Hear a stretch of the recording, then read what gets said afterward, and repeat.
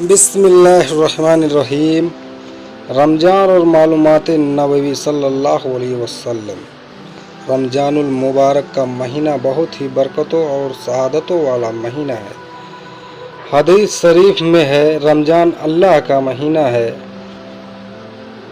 نبی کریم صلی اللہ علیہ وسلم رمضان المبارک سے بہت زیادہ محبت فرماتے اور اس کو پانے کی اکثر دعا کیا کرتے۔ حضور نبی اکرم صلی اللہ علیہ وسلم اس مبارک مہینے کا خوش آمدید کہہ کر استقبال کرتے۔ جب رمضان کا مہینہ آیا تو حضور صلی اللہ علیہ وسلم نے صحابہ کرام علیہ السلام سے پوچھا کہ تم کس کا استقبال کر رہے ہو اور تمہارا کون استقبال کر رہا ہے؟ یہ الفاظ آپ نے 3 بار فرمائے۔ اس پر حضرت عمر نے عرض کیا، یا رسول اللہ، کیا کوئی وحی اترنے والی ہے یا کسی دشمن سے جنگ ہونے والی ہے؟ حضور صلی اللہ علیہ وسلم نے فرمایا، نہیں، ایسی کوئی بات نہیں ہے۔ پھر آپ صلی اللہ علیہ وسلم نے فرمایا، تم رمضان کا استقبال کر رہے ہو جس کی پہلی رات میں تمام اہل قبلہ کو معاف کر دیا جاتا ہے۔ حضور نبی اکرم صلی اللہ علیہ وسلم اس مبارک مہینے کا استقبال شعبان کے مہینے سے ہی فرماتے اور عام مہینوں کے مقابلے شعبان میں زیادہ روزے رکھتے۔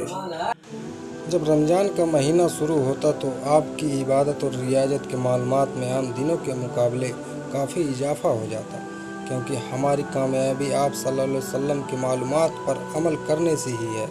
لہٰذا ہم رمضان المبارک میں حضور صلی اللہ علیہ وسلم کی کچھ معلومات بیان کر رہے ہیں تاکہ ان معلومات پر عمل کر کے اس مبارک مہینے کی برکتوں اور سعادتوں کا پورا فائدہ اٹھا سکیں۔ رمضان المبارک کا چاند دیکھنے پر خاص دعا فرمانا۔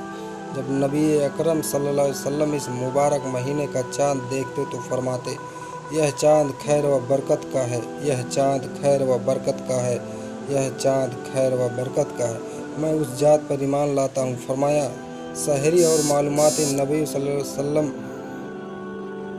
روزے کی شروعات لازمی طور پر سحری سے فرماتے تھے۔ آپ صلی اللہ علیہ وسلم نے امت کو ہدایت فرمائی کہ سحری ضرور کھایا کرو، چاہے وہ پانی کا ایک گھونٹ ہی کیوں نہ ہو۔ حدیث سحری کے بارے میں حضور صلی اللہ علیہ وسلم کی کچھ ہدایتیں۔ آپ صلی اللہ علیہ وسلم نے ارشاد فرمایا، سحری کھایا کرو کیونکہ سحری میں برکت ہے۔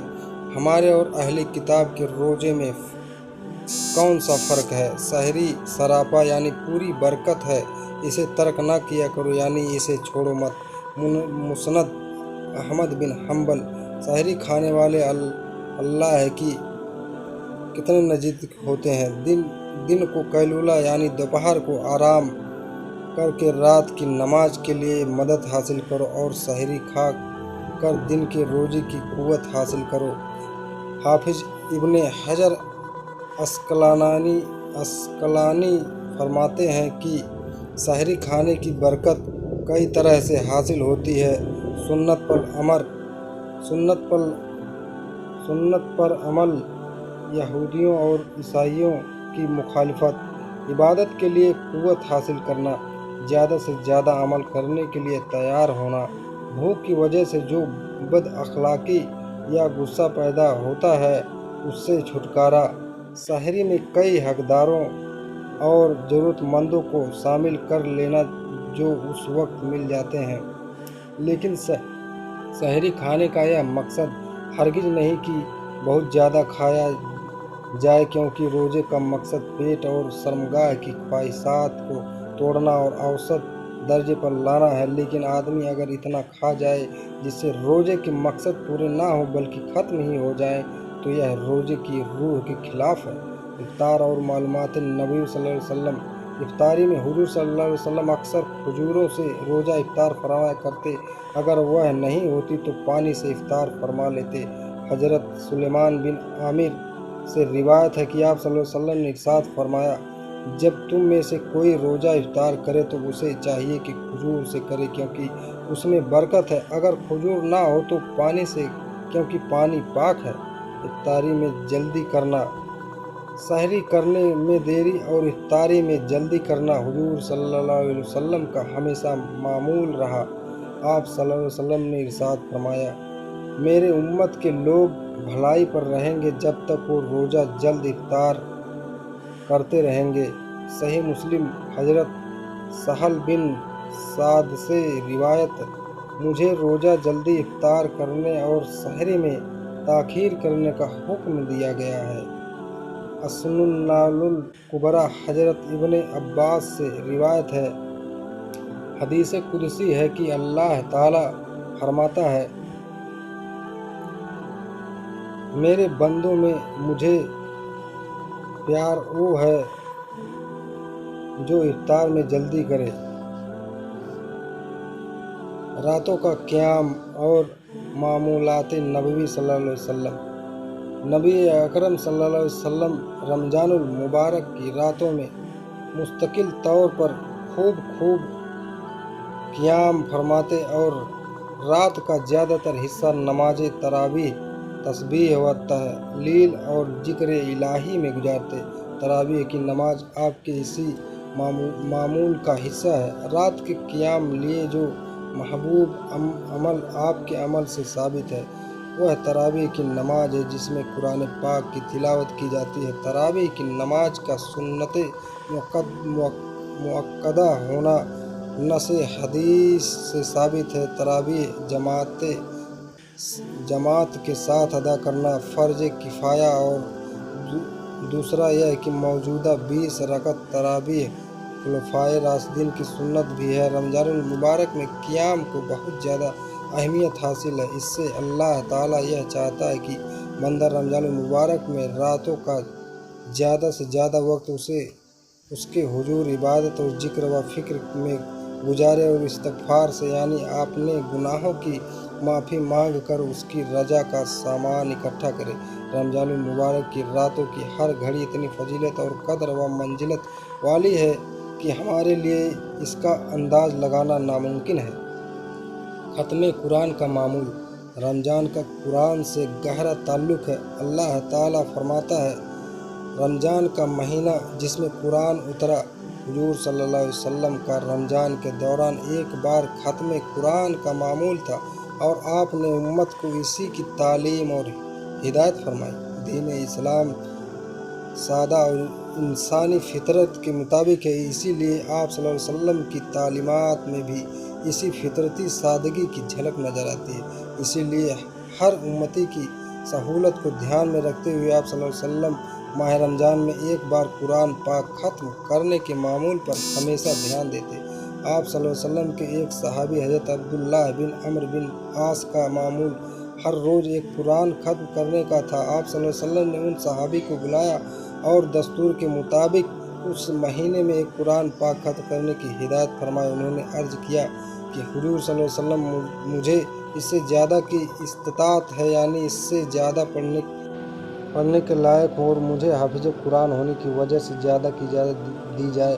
آپ صلی اللہ علیہ وسلم نے زیادہ اصرار کرنے پر پہلے 20 دن، پھر 10 دن اور آخر میں ہر 7 دن میں قرآن پاک ختم کرنے کی اجازت ان الفاظ میں عطا فرما دی، 7 دن میں ایک قرآن پڑھ لیا کرو۔ حضور صلی اللہ علیہ وسلم اور جبرائیل علیہ السلام کا دور ختم قرآن کا معمول صحیحین کی حدیث سے حضور صلی اللہ علیہ وسلم اور جبرائیل علیہ السلام کا دور ختم قرآن کے معمول کے بارے میں پتہ چلتا ہے۔ ہر رمضان المبارک میں رات کے وقت حضرت جبرائیل علیہ السلام قرآن پاک کا دور کرنے کے لیے آپ صلی اللہ علیہ وسلم کے حضور مبارک میں تشریف لاتے۔ جب جبرائیل علیہ السلام کلام پاک کی تلاوت فرماتے تو حضور صلی اللہ علیہ وسلم سماعت فرماتے، اور جب حضور صلی اللہ علیہ وسلم کلام پاک کی تلاوت فرماتے تو جبرائیل علیہ السلام سماعت فرماتے۔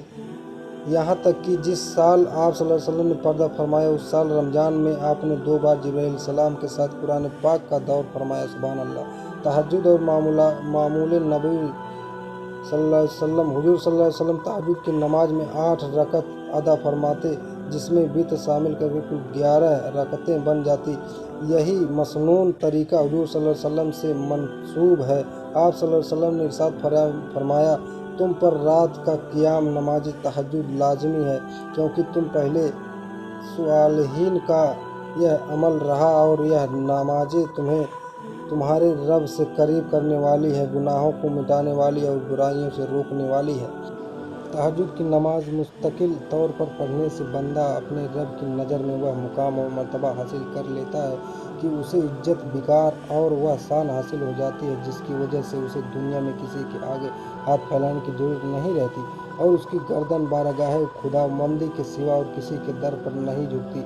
रात की तन्हाई में अपने रब से गिड़गिड़ा कर खुशू व खुजू के साथ मांगने से बंदा दुनिया से बेनियाज हो जाता और शैतान को खाते में नहीं लाता।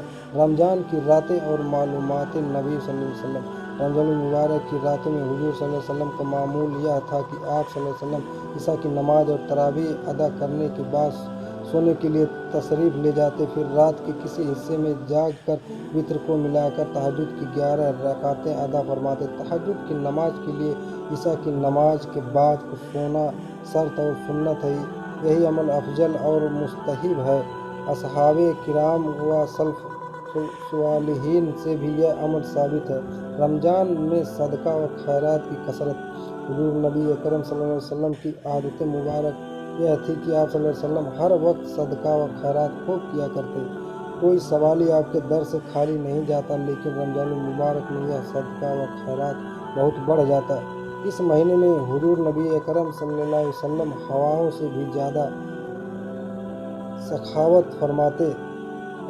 एतिकाफ और मामूल नबी सल्लल्लाहु अलैहि वसल्लम। हुजूर नबी अकरम सल्लल्लाहु अलैहि वसल्लम हर साल रमज़ान मुबारक में 10 दिन तक एतिकाफ फरमाया करते, लेकिन जिस साल आपने पर्दा फरमाया उस साल एतिकाफ में इंसान दुनियावी मामलात से अलग होकर अपने रब की रजा के लिए गोसाए तन्हाई इख्तियार करता है। औलिया इकराम और सूफिया इकराम भी हुजूर सल्लल्लाहु अलैहि वसल्लम की इसी सुन्नत पर अमल करते हुए अपनी ज़िंदगी में चिल्ला कसी के अमल को इख्तियार करते हैं ताकि इसके ज़रिए खुदा को राज़ी कर सके। रमज़ानुल मुबारक में हमारा मामूल।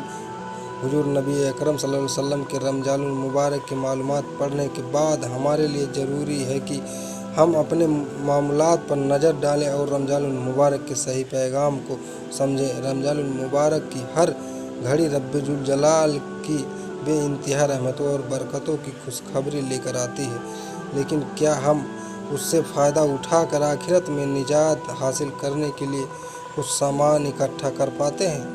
हमें अपना यह मामूल बनाना चाहिए कि जब हम सहरी के लिए उठें तो सबसे पहले बावजू होकर तहज्जुद की नमाज अदा करें और पूरे महीने इस पर कायम रहने की कोशिश करते रहें। क्या पता यह एक महीने की आदत हमारी ज़िंदगी का मामूल बन जाए और हम अपने रब के तहज्जुद गुजार बंदों में शामिल हो जाएं, जिनकी शान में हुजूर सल्लल्लाहु अलैहि वसल्लम ने इरशाद फरमाया, मेरी उम्मत के बरगुज़ीदा लोग वह हैं जो कुरान को अपने सीनों में उठाए हुए हैं और सब बेदारी करने वाले हैं। अल्लाह ताला से दुआ है कि हम सबको रमज़ानुल मुबारक की ज़्यादा से ज़्यादा रहमतें और बरकतें हासिल करने की तौफीक अता फरमाए। आमीन।